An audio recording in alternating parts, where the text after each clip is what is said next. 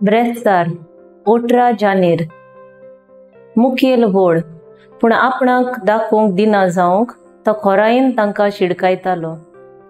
नियाळाक आदार आयच्या शुभ वर्तमानांत जेजू आपल्या शिंसां बराबर तीर आनी सिद्धोन ह्या लोकांक दर्या सरशीं एका होड्यांत बसून सोबार तरेची शिकवण दितालो।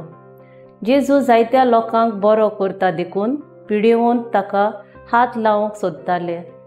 मेळे ओतमे लेगून सोरपटून हुयेल्यो मारताले आनी अशें म्हणटाले, तूं देवाचो पूत। जेजू आपणाक दाखोवन दिना जावंक खोरायेन तांकां शिडकायतालो।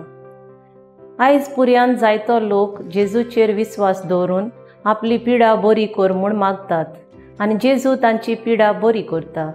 जेजूच्यान जायना तें कांयच ना। आमी जेजूचेर भावार्थ मात दवरूंक जाय।